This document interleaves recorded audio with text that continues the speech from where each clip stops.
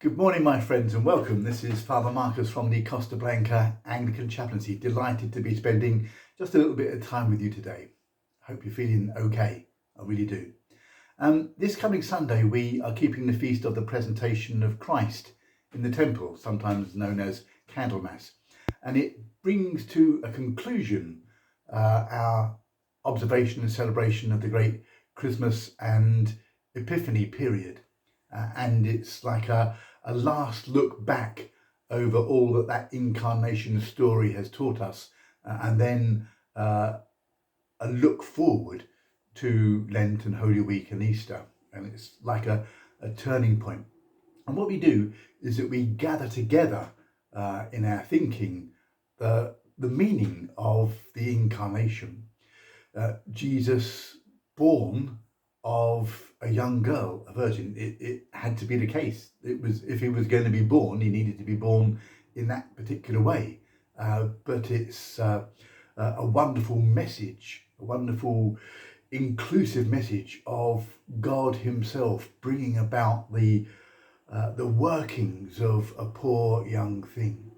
And then we have the story of poor Joseph. Joseph betrothed to Mary, in love with her, wanting to be with her, and suddenly discovering that she's expecting a child which is nothing to do with him.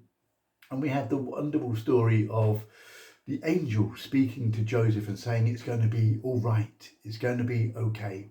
And what we're beginning to see right at the very beginning is the inclusiveness of this story. And then once the child has been born, once Joseph has been born, we have the story of the shepherds. Again, being included in the story by the angel telling them what's going on, and then them going to worship the Christ child and discovering it's what they believed and discovering something of the presence of God in their lives. Something has happened.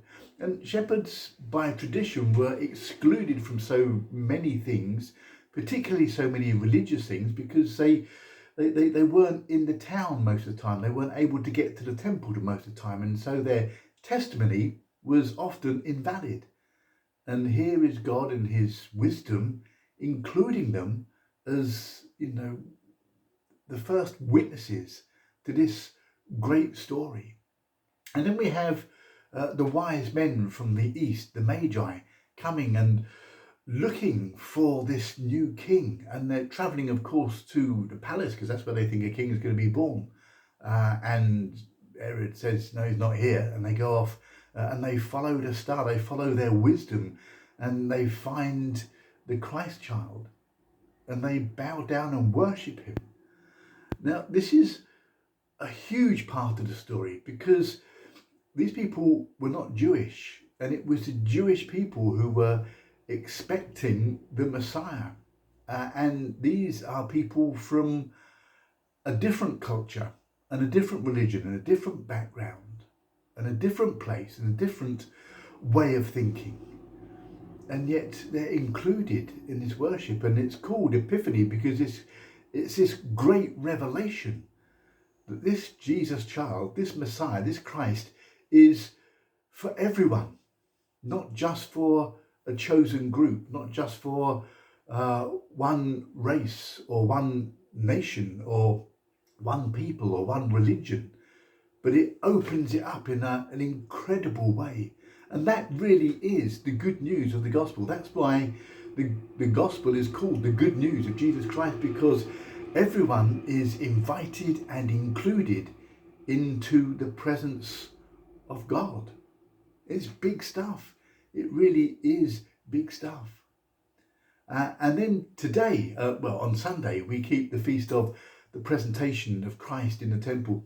The tradition at the time is when people had a child, the firstborn was dedicated to God. And so the couple would take their child to the temple and offer a sacrifice of something relatively small, 2 turtle doves or pigeons. It's a way of saying thank you. It's a way of acknowledging the power and the presence of God, the miracle of God involved in the birth of a child, but offering dedicating the child to God. And this was very common. Everybody would do it. And in the temple, there would be other people doing the same thing when Mary and Joseph and the child went there. And Simeon was there. And Simeon had had this religious experience whereby he knew that he wasn't going to die until he had met with Christ, the Messiah. And he recognizes who Jesus is the moment that Mary and Joseph bring him into the temple. And he praises God, and he includes in that praise these words: a light for revelation to the Gentiles and the glory of your people Israel. Again, this huge statement that Jesus is for the Gentiles as well as the Jews. I can't stress enough the importance of us understanding the inclusive nature of the Christian faith. It is undoubtedly a message for all people. Jesus Christ is, and he brings a message of love and peace and reconciliation for absolutely everyone. The gospel is inclusive, and Jesus throughout his ministry constantly breaks down barriers in society and between races and between people of faith and people of different faiths.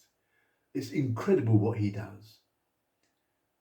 And yet 2,000 years and we're still very much focused on thinking about us and wanting to put us first and wanting to have our way of looking at things. We are undoubtedly in a very divided world at the moment, polarised in fact. And it seems as if we haven't learnt the message of breaking down barriers. There are still calls from different nations to put our nation first, whatever nation that might be, or our race first, or our colour first, or those who think like me first, or my gender first, or my inclination first, or my group first. And that is not the gospel. The gospel is about going beyond all of that and breaking down those barriers and including and embracing diversity in all of its forms. The presence of God in our lives is the biggest gift we can ever imagine.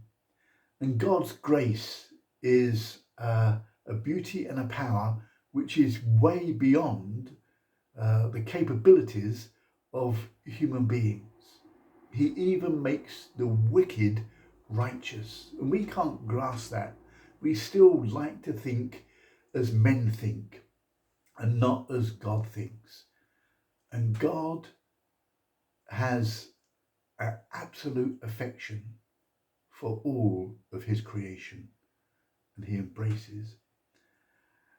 And sadly, we've still got a long way to go. We've still got learning to go. We've still got embracing diversity and knocking through the barriers that divide us. The church has failed at this, the same as nations and countries have failed at this, but we're trying, and we are working towards the difference between understanding an us and them more mentality, and instead replacing it with just us, because we're all included and we are all loved and we are all welcome. And Simeon was such a great inspiration. He was moved by the Spirit, guided by the Spirit, inspired by the Spirit to say, this Messiah is not just for you. And that's what we need to say. We need to say the message of Jesus Christ, which is about love, peace, reconciliation, embracing others, learning from others, sharing from others, putting other people before ourselves and forgiving. That message is for us all. And it's the best message in the world. So bless you. And I'll speak to you soon. Bye now.